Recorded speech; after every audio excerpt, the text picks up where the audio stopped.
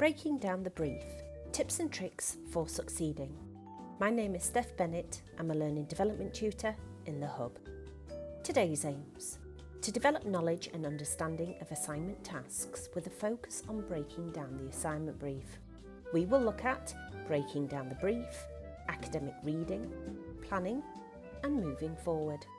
Breaking down the brief. What is it asking me to do? Now would be a good time to head to your blackboard and grab an assignment brief. Let's head to the task description.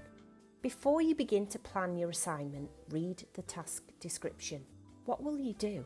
How will you do it? Why will you do it? You can break down the task description into 3 components. The instruction. What is the assignment brief asking you to do?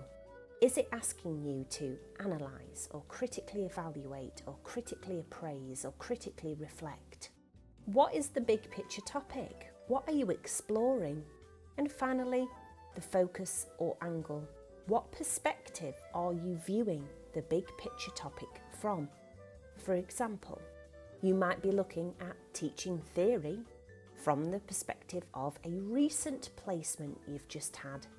Let's start with our first task, and because we're online, we obviously can't talk to one another, but what follows is a task description. Can you tell me what it's instructing you to do, what the big picture topic is, and what the focus or angle is? Here it is. Within this task, students must critically engage with the values and beliefs that shape attitudes and behaviours towards the chosen characteristic. Students are expected to write a critical reflection around their own values and beliefs towards the chosen characteristic. Students may consider how their own beliefs and values align or perhaps deviate with those portrayed within policy and practice.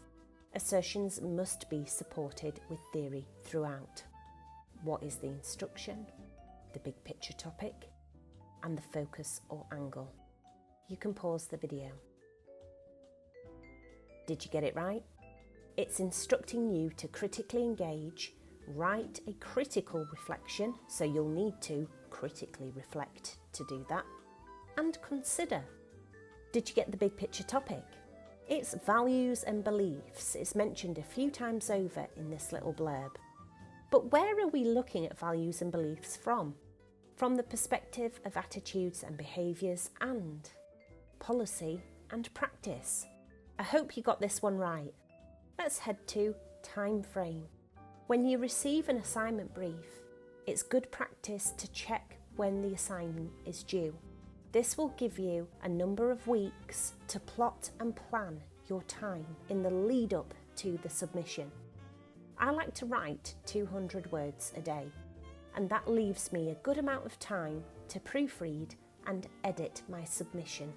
On your brief, you will be given a day, a date, a month and a time for submission, and you can plot and plan each week leading up to the hand-in date. Let's take a look at an example of that now. Down the left-hand side, we can see all of the days in November in the lead up to the submission.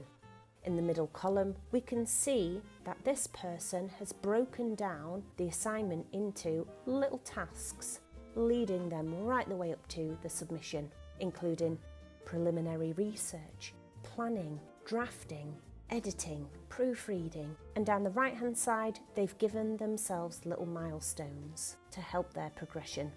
You can do something similar to this, or you can take my approach, which is I just add in a few little dates along the way with some reminder alarms in my phone calendar.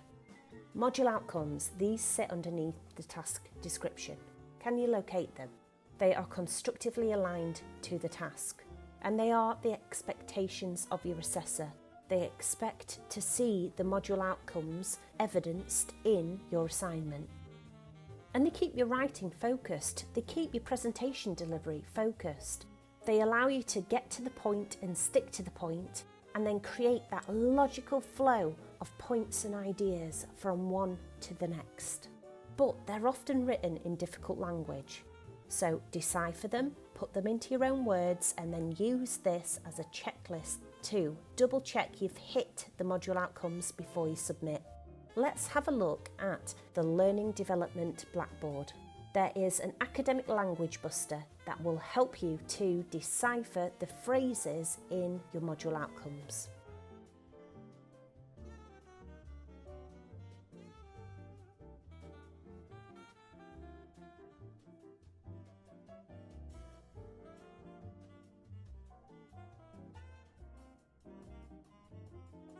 And that will lead us perfectly into a task, because what follows are some phrases you might typically see in your module outcomes or even your task description.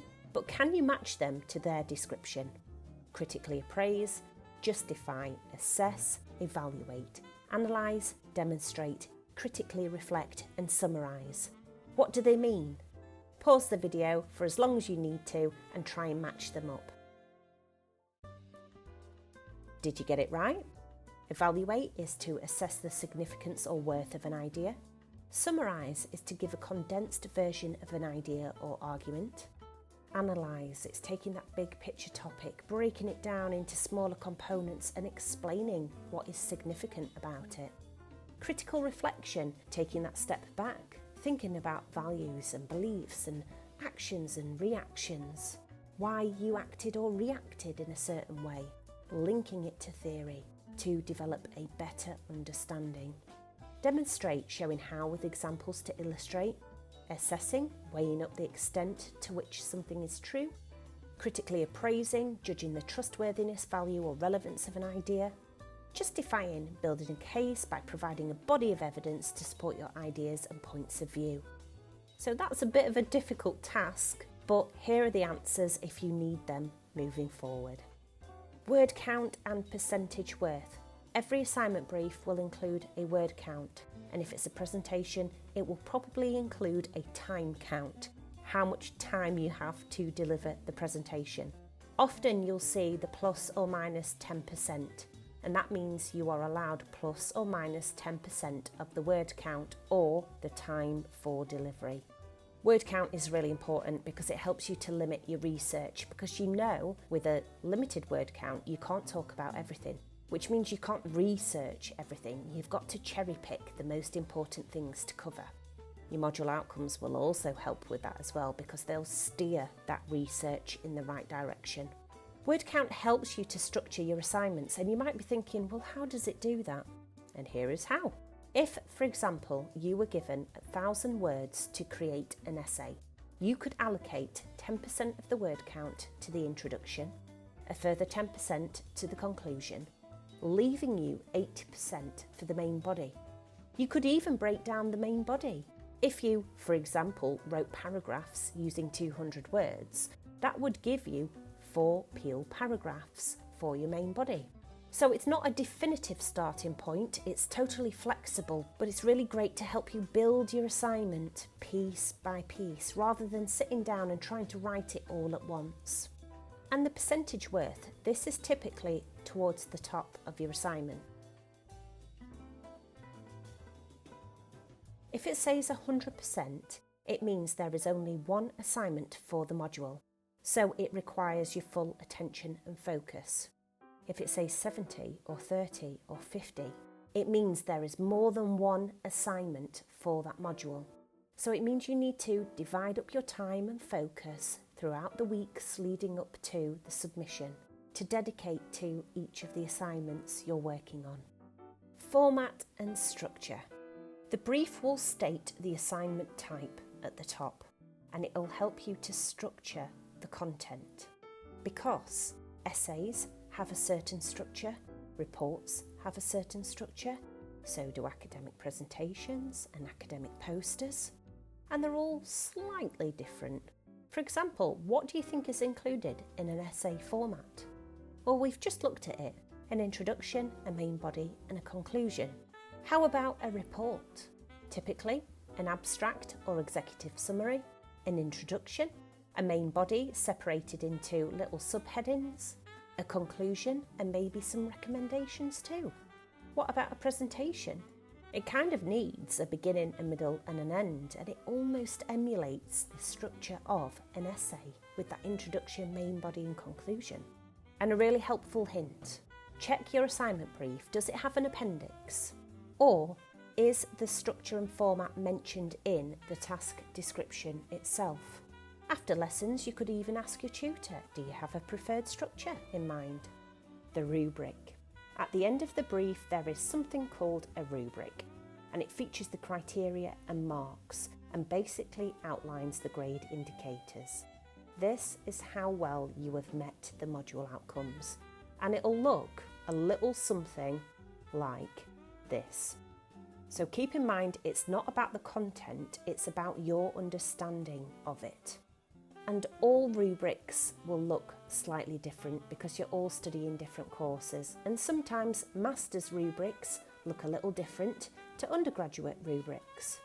On this one here, you can see the far right hand column talks about presentation and structure.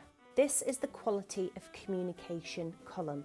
So it's things like spelling, punctuation, grammar, readability, flow, APA 7th referencing. It's those academic conventions we need to abide by.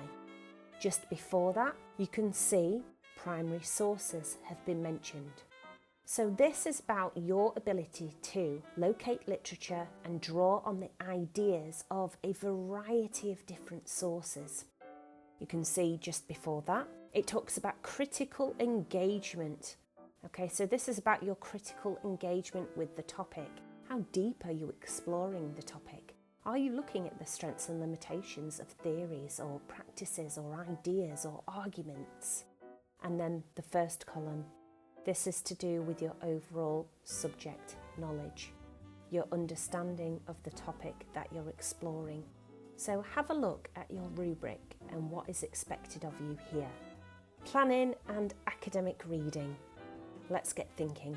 Right, you've received an assignment brief and you've just looked at your deadline. Now what do you need to do from that point to the point of submission? What are the little subtasks you need to be doing along the way? Pause the video, jot down your ideas. What's your usual approach? Okay, tasks to complete. On a simple level, receive your brief. Start reading your texts. Plan your assignment.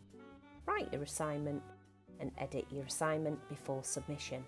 On a more detailed and thorough level, we need to head to our reading list. What texts can we use from there? Our core or essential reading? Maybe even our wider literature searches. We need to just read texts. Can we use these to feed into our assignments? Then we can start to skim read our selected texts, because what this will start to do is give you an idea as to what you want to write about in your assignment. So you can start to draft out what paragraphs you want to write up, what arguments you want to have. But the reading doesn't stop there. You're going to read more selectively now because you need to deepen your understanding. You're going to select chapters or specific pages to really analyse and start to critique the things that you're reading, because once you start to read those texts more closely, your plan for your assignment develops and your paragraphs become more detailed. And that's how you start to flesh out an assignment, never stopping the reading all the way through. And finally, you can fill in any gaps in your written draft before you start to edit, before you start to proofread, before your submission. And here's an example of a reading table. As you are reading, you might want to note down what you've found out. In the left-hand column, write the APA 7th reference of the source that you're reading. In the middle column, as you're reading, document the themes or ideas, arguments or data or quotes that you like from that source. And in the far right-hand column, as you start to read, you'll start to see some people that agree with one another or people that disagree with one another. Write their names in this column. That will help you to eventually establish some arguments. People that are for or against a theory or idea. People that note the strengths of a theory or idea. People that note the limitations. You can play them off against one another. That's all part of your critical analysis and evaluation. And here's what it might look like. You can pause the video to have a look. Assignment drafting. We've had a look at an example assignment draft. I always recommend creating a bones assignment to guide your writing, just like the one we've looked at. Use peel paragraphs I've put of approximately 200 words. It's totally flexible. But just make sure that your peel paragraphs don't go on too long because the readability will be impacted. And I'm sure you've heard of peel paragraphs before, but I just want to refresh your memory. The P stands for point, which is a clear and explicit statement about the topic you're studying. The E stands for evidence, and that means evidence from the literature to back up that point that you're trying to make. The second E means an explanation. Explain that point in evidence thoroughly to the reader. What does the evidence suggest? Why is it significant? Are the strengths? Are the limitations? And finally, link. This is a link sentence where you round up the whole paragraph and link the point from the paragraph back into the big picture topic you're exploring in the assignment. And here's just another refresher of that little draft we looked at a little earlier on. And finally, moving forward.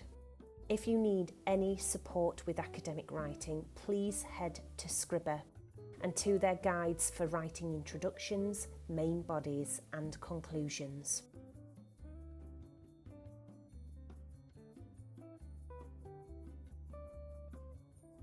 Head to the Learning Development Blackboard.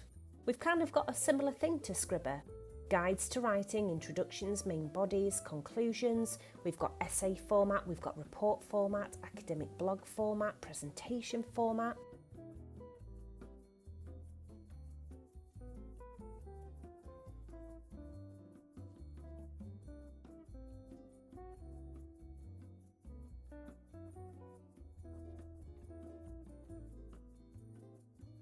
As you're proofreading and editing, you might want to use Microsoft Word Editor.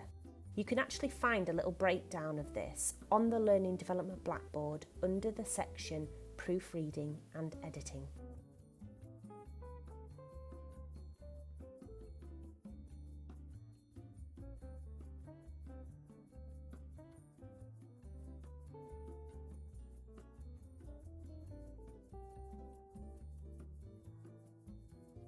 If you're looking for sentence starters, head to the Academic Phrase Bank. There are hundreds of sentence starters on there for you.